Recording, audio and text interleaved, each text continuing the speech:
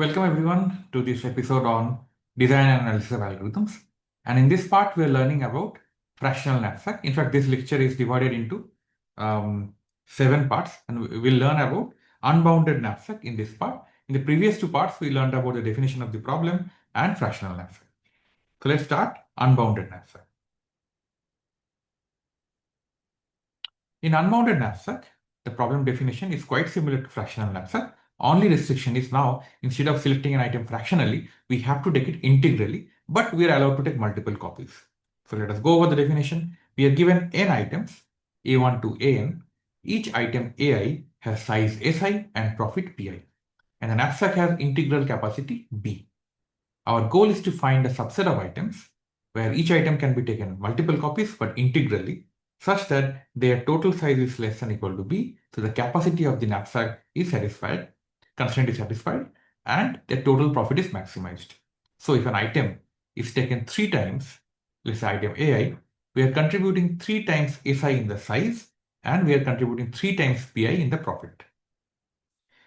Now, when we talked in the first video about these 3 problems and their differences, we realized that this is like a buffet problem. When you go to a buffet, then like in 3 Idiots movie, then same item, which is maybe gulab jamun or something, which is very special, you can take it multiple times. And that's exactly the unbounded knapsack, where we can take it multiple times. And an example in CLRS is given, which is a rod cutting problem. Think of a rod of 100 feet is given, and then maybe you can take, there are patterns like 3 feet, 4 feet, 5 feet, which have different prices, maybe 6 feet. And your goal is to cut the rod into these parts of the sizes such that you have to maximize your profit. And if you think there, we can take same patterns multiple times, and it becomes a rod cutting problem, which is this becomes a special case of the unbounded knapsack problem. Now, let's recall the example with cherries, pineapple, and watermelon that we discussed in the first time. And we saw even then, fractional knapsack and unbounded knapsack solutions were different. And as we discussed about fractional knapsack last time, we saw profit density-based greedy works. And this solution is actually based on that profit density-based greedy. But that's not the same as the optimal solution for unbounded knapsack. Here, we can take 3 copies of same cherry instead of taking parts of watermelon, because we cannot pack up fractionally a part of watermelon. We can only take integrally. So greedy fails here, but we can still use dynamic program. And as I mentioned earlier, greedy is good to understand the structure of the problem, but normally it's the DP which will save us. Greedy is very difficult to solve a problem unless the problem is very special, it has a lot of structure. DP is much more powerful technique. So in the video on elements of dynamic programming, if you have not watched it, please watch it again. We have discussed about 5 elements of DP. Ordering, we have to find an ordering of the elements. Then we have to talk about optimal substructure, where there is recursion, and we have to show there is independent but overlapping subproblems that should cover. The recursion should cover all of them, but the number should not be too small, too large. It should be small enough so that it becomes polynomial time. Then we build a table, and finally we talk about runtime. Now, in this case, what can be an ordering? We have 2 things. One is items, another one is capacity. So we can take fewer items or smaller capacity. One of these 2 can be containers. But on the other hand, we know that this fewer items does not make sense in this case, because we have unbounded case. We can take same item multiple times. So always we have all the items available. So we can define the ordering based on capacity. For that, we define KB, which is the maximum profit achievable with a knapsack of capacity B. And here we just mention B or X, the size, because items are always, all items are available. Now we have to talk about optimal substructure. The optimal solution of some smaller problem should be contained in the optimal solution of the main problem. Now this is the main critical recursion, that if we look at the optimal solution corresponding to KB, and let's say item I is contained there, then if we look at the solution and place I at the end, the remaining space is B minus Si. And we are getting profit Pi from the item itself. So if we solve the remaining subproblem of size B minus Si, that is K of B minus Si. This is the profit we'll get. And we can go over all possible I such that Si is less than or equal to B. The reason we have put this Si less than or equal to B to make sure this is positive. So among those, whatever is the maximum, we take that. So clearly, it's a small number of order n problems on which we will consider and give the solution. But the interesting part is, why is it correct? If you think a bit, you'll realize it's correct, but let us go over more details to see why it is correct. But maybe you can pause the video, think why it is correct, and then you can watch the rest of the videos. So let's say opt B and opt B minus Si with the optimal solution corresponding to size B and B minus Si. That means KB is equal to profit of opt B and KB minus Si is profit of opt B minus Si, just by the definition of KB or KB minus Si. Now, if we look at the optimal solution of B minus Si and you take union with that, the item AI, that's a feasible solution for size B, because the size of B minus Si is B minus Si, and we can at most B minus Si, and AI has size Si, so whole thing has size at most B. So this is a feasible solution, and its profit is K B minus Si plus Pi.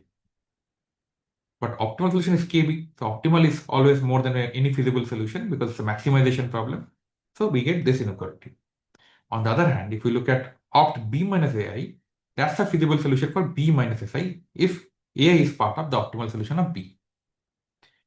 Because if I take opt B and remove AI, total size becomes at most B minus Si.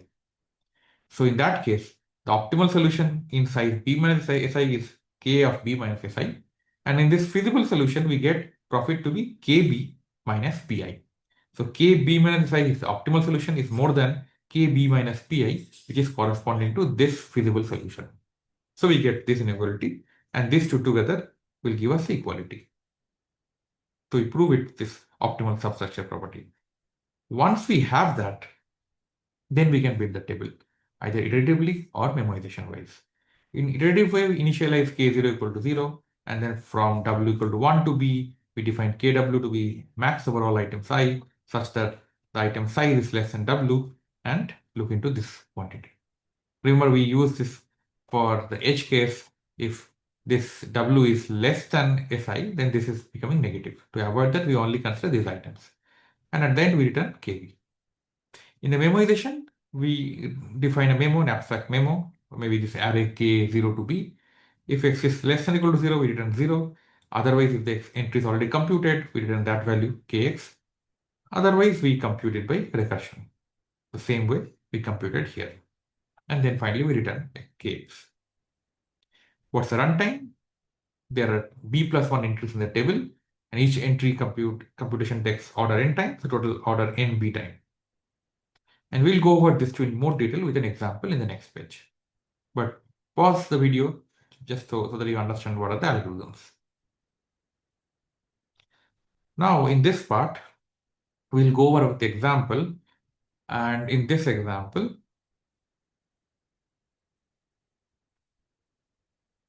we have B equal to 10. And we take the same example. Cherry has size 3, profit 360, and so on. The example we talked about, cherry, watermelon, and pineapple example.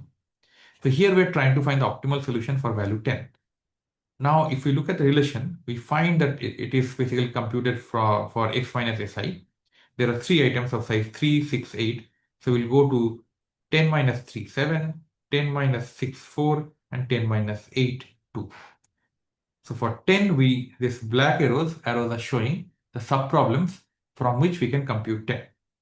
Then for 7, we see, okay, we are only considering those Si which are less than 7. So S3 cannot be considered, it's larger. Other to 3 and 6, so we go to 7 minus 6, which is 1, and 7 minus 3, which is 4. Again, for 4, similarly, we see S2 and S3 cannot be considered, only S1. Let's go here. This is a directed acyclic graph, which shows how these subproblems are created, which subproblems are needed to compute which other problem. Now, if we compute this way, what happens if we call this one? So we go to, maybe first we go to the smaller one, maybe we go to, there are 3 subproblems here, here, and here.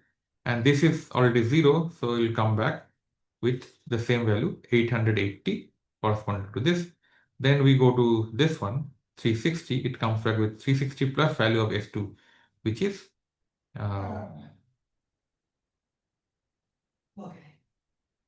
which is 960. And then we also go here, but this is calling, oh sorry, actually when we call this N2 was not computed. At that time, it can be computed by this. We get 360, and then we got this value to be 360 plus 600. And to compute 720, we again go here, and we come back here to get 720, and then use this value to get here to 1080. Let's pause the video, look at this recursion, how it works. But the point is, here we are not using all these cells. We are only using this few cells, and these cells are not at all used, 8, 9, 5, 6, etc.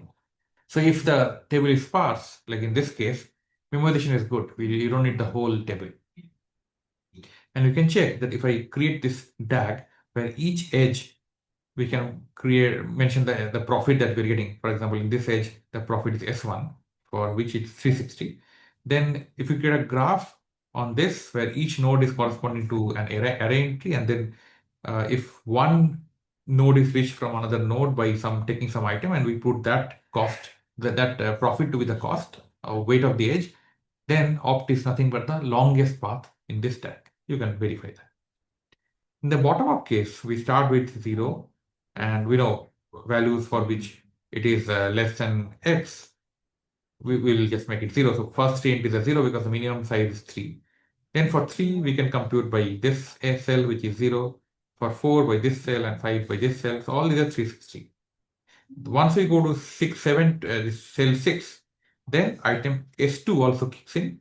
And for S2, we know, okay, this can come from either this 360, or it can come from 0, and that's 600. So total maximum is 720. Again, for 720, for 7, we can compute the similar way.